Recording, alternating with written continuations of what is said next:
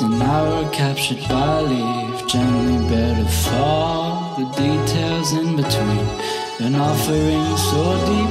How would you massage God? Would you smother him in blazing red, canary yellow, or I'd take golden fog, mellow leaf, needle off through fingertips to deeply treat his aching back while he is so busy. Okay, folks. Hi, welcome to Candlelight Nook. My name is Diogo. We're doing something different today. So we're live on Instagram from the desktop. It's something that I'm trying out just today. And we're also recording this for posterity. So this is my cell phone, everyone can see on Instagram.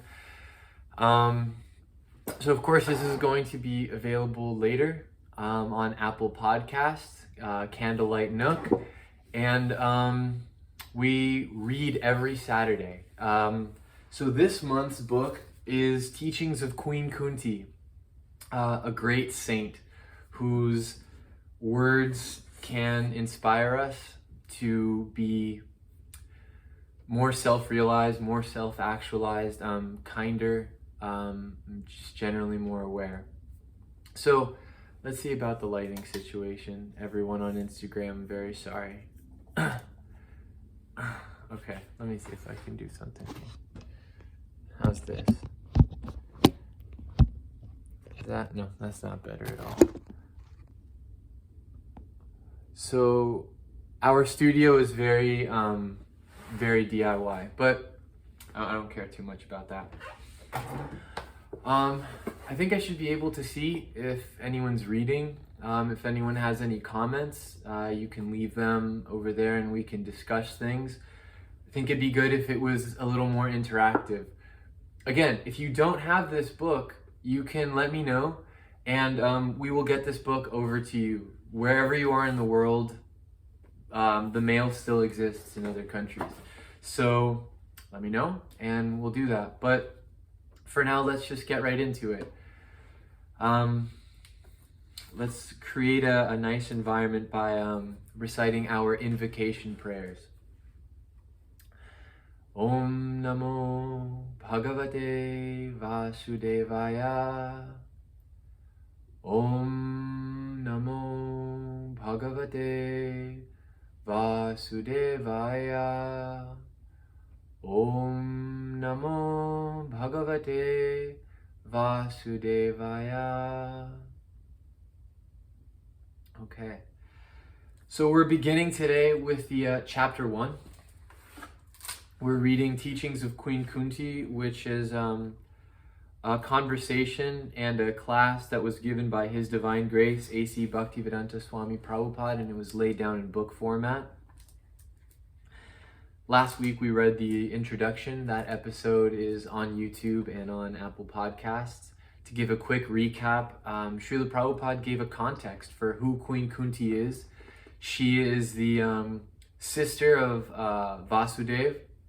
And so she's the aunt of Krishna. She was the mother of the 5 Pandavas, Yudhishthir, Bhima, Arjuna, Nakula, and Sahadeva, the heroes of the Mahabharata. And she was a saint, which means that her behavior was totally exemplary, and she dedicated her life to transcendental realization, and everyone that she met, she served and loved them as belonging to God.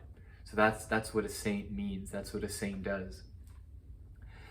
And so Srila Prabhupada explained that context. We explained the context in which this literature is found within a greater corpus of knowledge called the Vedic literatures.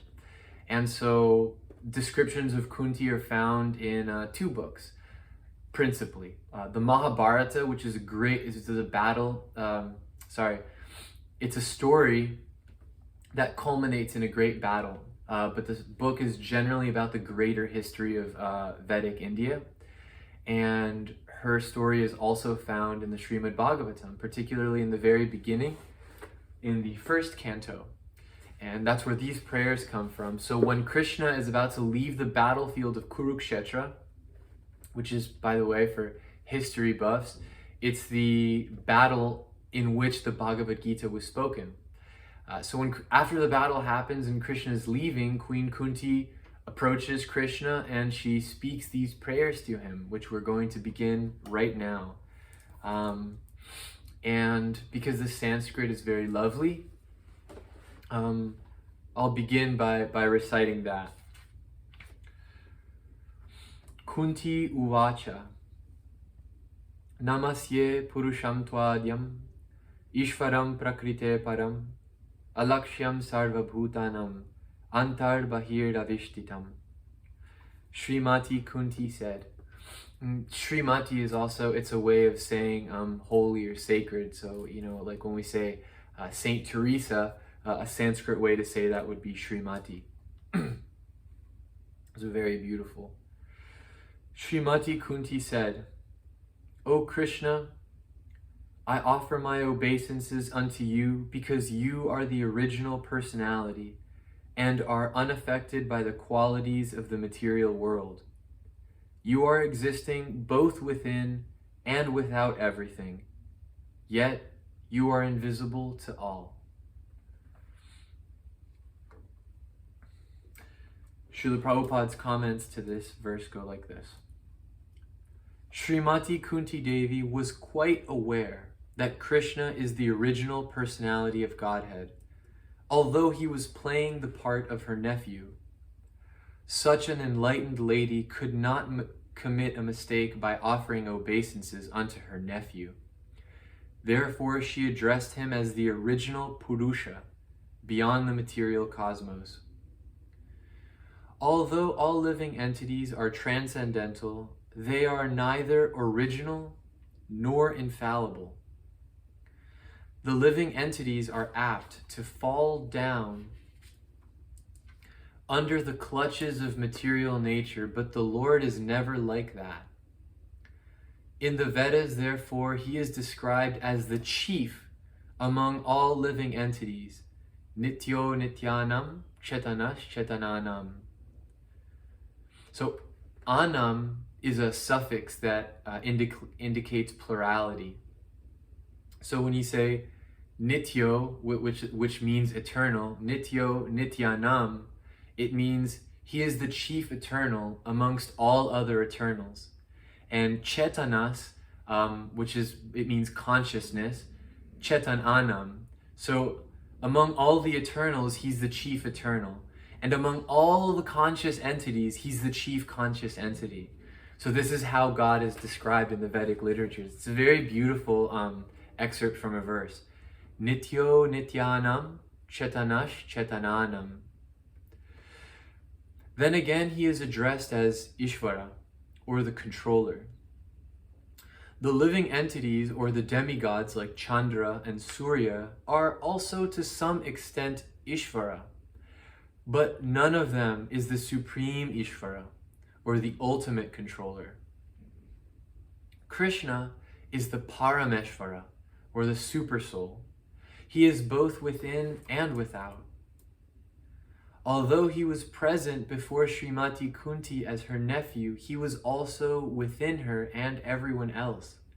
In the Bhagavad Gita 15:15, the Lord says, I am situated in everyone's heart, and only due to me one remembers, forgets, and is cognizant, etc.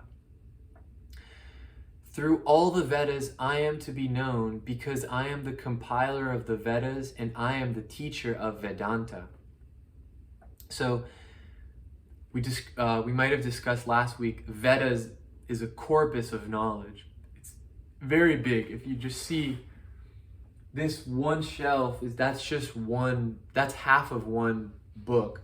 Here's the other half. On Instagram you can't see it very well, but this is just one book. That's the Srimad Bhagavatam. It's a history book, so it's called the Bhagavata Purana. It's the history of God and saintly people. That's one way to translate it. And there's 18 such Puranas, and those are just history books. On top of the history books, there's also codes of conduct, like the Manu Samhita, and then there's a treatise on astrology, which is the Surya Siddhanta, and then there's prayers like the Rig Veda, and then there's Atharva, Yajur, and Samaveda. So and then among that, there's also corollaries that explain things that have happened in there. And then there's the Vedanta Sutra. So the Vedanta Sutra is what the author Vyasadeva, who the great soul, the great sage who compiled all the Vedic literatures, he wrote the Vedanta Sutra, which is kind of like a legend. So when you have a really big map, on the side you have a legend that says, anytime you see a dotted line, that means a boundary. And anytime you see a solid red line, that's a highway. So the Vedanta Sutra is like a legend that gets you through all of the Vedic literatures. And it says, this part, if you want to know how God can be understood through literatures, you go to this part. If you want to see how the soul is different from the body, but the soul is the same constitution as the Supreme Soul, you go to this part. So it's like a mnemonic device. That's why it's called sutra. It's written very compactly to refer to other parts of the Vedas because it's huge. I mean, knowledge is extremely expansive, and the Vedas are the original knowledge on earth. And so the Vedanta is seen as like the cream of knowledge. The conclusion of knowledge is these very succinct and compressed pieces of knowledge that really bring out the most important parts of the Vedas. An interesting side note is that after Vyasadeva wrote the Vedanta Sutras, he commented on those Vedanta Sutras, and that is what the Srimad Bhagavatam is. So the Srimad Bhagavatam is expanding on those aphorisms or sutras. And here, Krishna is saying that through all the Vedas, I am to be known. Because I am the compiler of the Vedas and I am the teacher of Vedanta. So Krishna is saying that of all the Vedas, which means of all knowledge, I am to be known. So of all knowledge, God should be known. You can have knowledge about a tree, a ficus. And if you have knowledge about one ficus tree, you can have the same general knowledge on other ficus trees. So, sorry about that. Of all knowledge in the world. So we're talking about ficus trees. So if you have knowledge about one ficus tree, you can see any ficus tree and have knowledge about that too. But that won't necessarily give you knowledge about the soil beneath it. And so knowledge is very specialized like that. But if you, know about the trees generally need this kind of soil, and it doesn't matter what tree you're planting in the soil. If you know about the root, the situation or the context upon which the tree is going to grow, you can grow any tree on it. So similarly, if we have knowledge about who God is, then we should understand that this is the culmination of all knowledge. And he says that he is the teacher of the Vedanta. So the person that teaches the conclusion of knowledge is usually God himself, or he comes in the form of his devotees. He comes in the form of his sons and prophets. So all religions, or all different branches of religions, are all talking about the same thing, which is the Supreme Person and how to come to love him. And we should understand that all of those souls are ambassadors and emissaries of the Supreme Person. Queen Kuntī affirms that the Lord, although both within and without all living beings, is still invisible. The Lord is, so to speak, a puzzle for the common man. Queen Kuntī experienced personally that Lord Krishna was present before her, yet he entered within the womb of Uttara to save her embryo from the attack of Ashvatthama's Brahmastra. Okay, there's a lot to unpack there. This verse is addressing some of the contradictions that exist in the Supreme Person. If anyone is familiar with the Tao, the Tao, there's a phrase that practitioners of the Tao say that the Tao which is spoken is not the Tao. And that means that, it's ironic to try to talk about that, but what they're trying to get at is that your relative experience of the absolute truth is not the absolute nature of the absolute truth. It's only a relative experience of the absolute truth. So, if you're trying to speak about the absolute truth, what are some possible difficulties? Well, I have to use one word and not another. I have to say that, for example, it's good, which means that I didn't say that it was bad. But if the absolute truth really exists, then it's the source of both good and bad things, though I only addressed one part of it. If I say that the absolute truth is a man, then I kind of indirectly said it's not a woman. So there's something that the absolute truth is not. But if the absolute truth is infinite, and if it's everything, there's a contradiction in the words that I'm using to describe it. And this is one of the clues that the Taoists discovered, that to say anything about the absolute truth or to describe what reality is would inadvertently be saying that it is not something else. And so it's better to just not speak about it. In fact, many spiritualists opt not to speak about this thing. They see that silence is really a sign of advancement, because you're not interested in using your words anymore to describe the absolute truth. But above that conception is the personal conception of the absolute truth. And that is that the absolute truth harmonizes all contradictions. Now, what does this mean? This means that God is simultaneously a man and a woman. On the altar, we see Krishna next to Srimati Radharani. And Srimati Radharani is the pleasure potency of the Supreme Person. And he is always with her. She is seen as the feminine expression of God, whereas Krishna is the masculine expression of God. And so we see that in the Chaitanya Charitamrita, this book over here, it's actually described that they are one soul, but they are expressing themselves, this one soul in two different bodies, for the purpose of expressing love.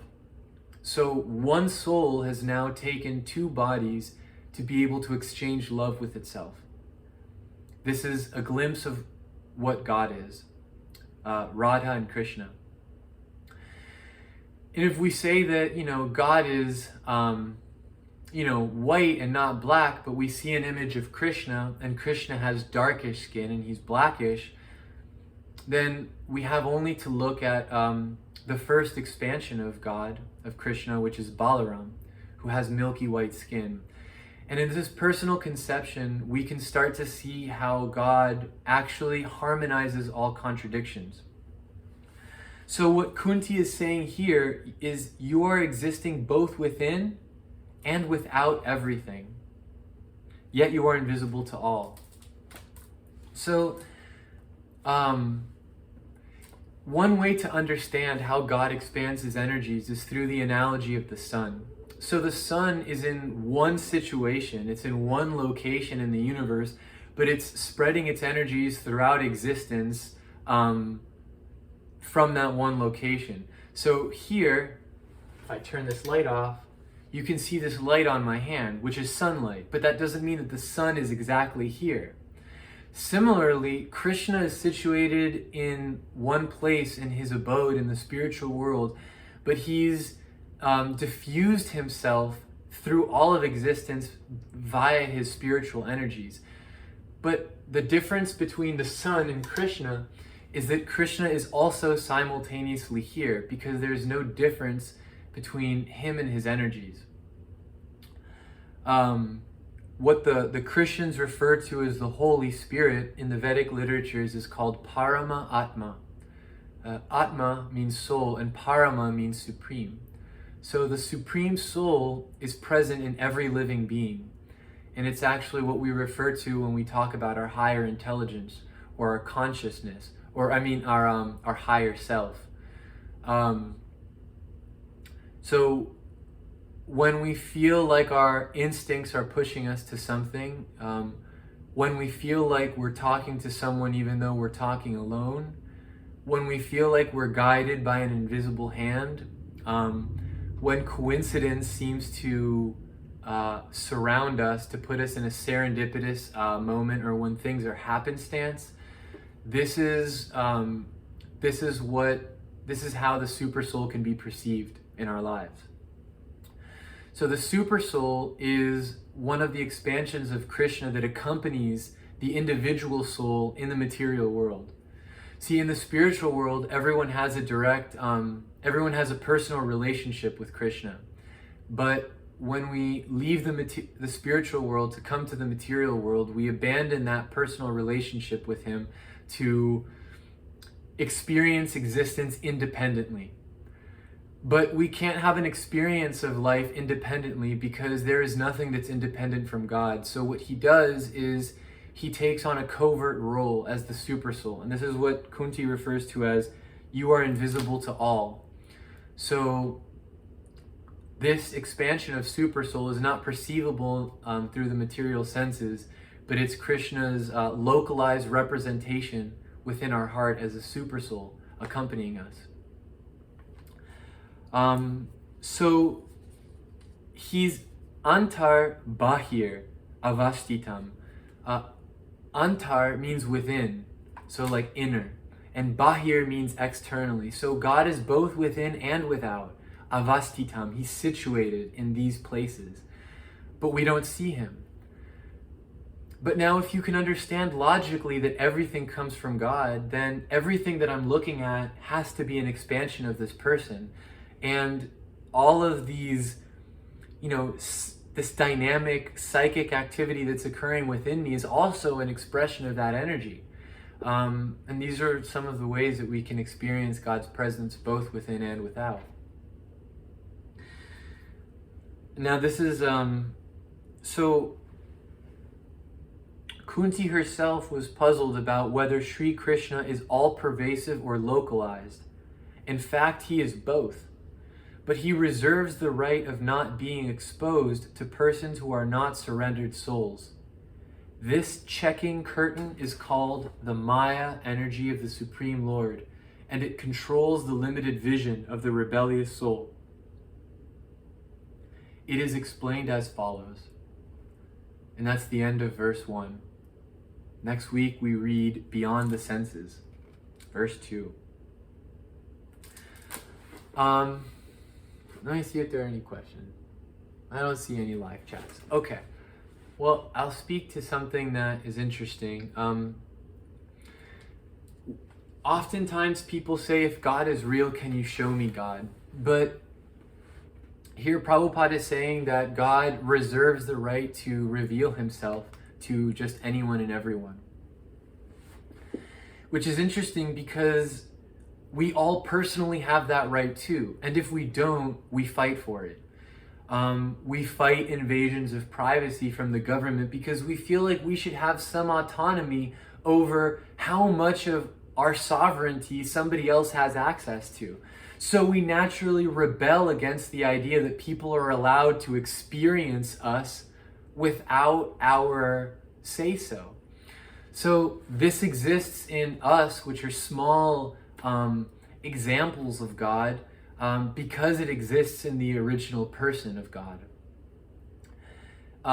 He does not have to appear in front of everyone, and especially not in front of the challenging soul. That is mostly interested in God for proving a point or winning an argument. That's not the right way to come to approach God. So when we have this combative spirit of, if God exists, can you show me God? Beneath the words that we're saying, the attitude is not one of love. It's not of curiosity of, who is God? You know, what is my relationship with this person? Like, who could possibly be the creator of all of this dynamic, multivariated existence? When we ask that question, it's mostly coming out of a spirit like, prove me wrong. But God has already agreed to prove us wrong in a way by becoming invisible. It's the spirit of not wanting to have a personal relationship with God manifests in our existence independent from Him in this material world. So the proper spirit to approach the Supreme Person is surrender, as Prabhupada says. So if you, for example, we can think about this also in terms of our lives, that if you want to ask somebody out on a date, the best way to ask them out on a date isn't, if you really want to go on a date with me, why don't you just show up at 8 o'clock on Friday at this place down the street? Why don't you just do that? But instead, there's something there.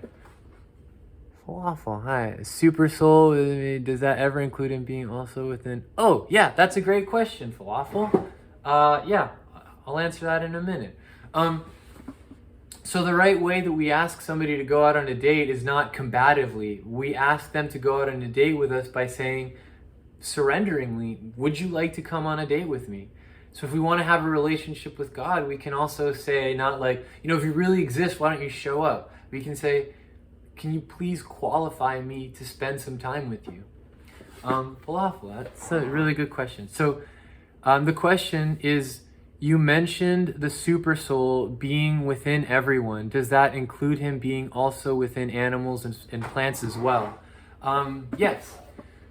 That is the Vedic literatures. Actually, Krishna states, Sarvasya chaham hridi sanivishto. So he says, I am seated within the hearts of all living entities. And so the Vedic literatures give the symptoms of what a living entity is, and it basically goes through 6 transformations. So the first transformation is that it appears. It grows, it produces some byproducts, it dwindles, and then it vanishes. So those are the 6 transformations of the living entity when it's in the world. So if you see anything in the world that wasn't there at one point, it appeared, it grew, it produced other things, it was stable for some time, it began to dwindle and then died, that is because there's a living entity there. So matter will never do that on its own. Here I have my cup of water. This will never grow. Actually, the glass, if you keep it in a stable situation without throwing it against a rock or anything, it'll kind of stay like that for a very long time. But when a living entity interacts with matter, it begins to, it can move that matter. So this will never move on its own, but when the symptom of my existence expresses itself through my body, it can start to move this cup, which is just inert energy. It doesn't do anything on its own. Hey, Kaylee. So yeah, that's a really good question. So plants, you can look at a leaf on the floor and the leaf won't go through any transformations. It's actually just an expression of the tree dwindling. But when there's a living entity inside, the leaf and the bark, then the leaf and the bark go through transformations. Yeah, so this is an interesting point because, hey Champak, thank you. So yeah, this is actually what makes it very difficult for us to confer personality to other living beings. We express our individuality through our ability to like a certain type of music, or through our ability to, choose between this or that, or to like sleeping on the floor, or like sleeping on the pillow, or riding bikes to motorcycles. But the Vedic literatures don't describe individuality as being an expression of choices, because that's kind of like that's a given. That's not the highest expression of individuality or existence. The Vedic literatures say that existence is characterized by 6 symptoms of transformation within the material world, which are those 6 other points that we mentioned. So thank you, Falafel, for that question. I do want to keep this at a reasonable length. We spoke for an hour yesterday because there's just so much to go into, but I also want it to be consumable, or easily digestible for anyone else. If anyone else has any questions, or if you have something that you're reading that the teachings of Queen Kuntī reminded you about, please let us know. Thank you. I appreciate you for showing up, really. So I'm thinking that every Saturday would be good, like 12:45 after everyone on the West Coast has had lunch. We can sit for a little bit and read. And again, if you do not have this book, let me know. We're only on chapter 1. We've only read 18 pages. So that's really easy to catch up to. If you'd like the book, let me know and we'll send it to you. Reading about the lives of saintly people has a transformative effect on our consciousness, because we see who else can be a role model for us. Tony Stark and Peter Parker are indeed good role models because they take care of the needy, but it's not really likely for a radioactive spider to give you those powers, or to be born into a millionaire body where you develop an android suit. But what is likely is that a holy person can infect you with the desire to know who God is and can enlighten you.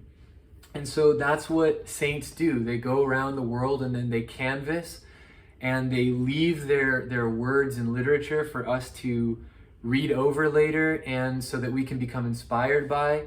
And when our bar becomes pure devotion, when our bar of a successful life becomes enlightenment and love of God, then we're really beginning to live our greatest human life. It's a wonderful adventure and it lasts forever. And I very much appreciate that Queen Kuntī gave these prayers and that it was written down by Vyasadeva, and I thank the presence of all of you today. It makes me feel good that I'm not just talking alone, even though I would talk alone. I would talk to the wall if no one was here, but you're all here. Stay tuned. On Monday we're gonna have another meditation for you. I'm putting it together today. The theme for this week is remembrance, or the power of memory. So we have a meditation coming up on Monday, and then a bigger video that explains the power of memory and how we can use it as a tool to kind of create feedback loops that lead us to enlightenment. Thank everyone for your time. Hare Krishna. Have a good day. Left hand is for the sweeper, with the right he does the rest. Left hand is for the sweeper, with the right he does the rest. Resting place of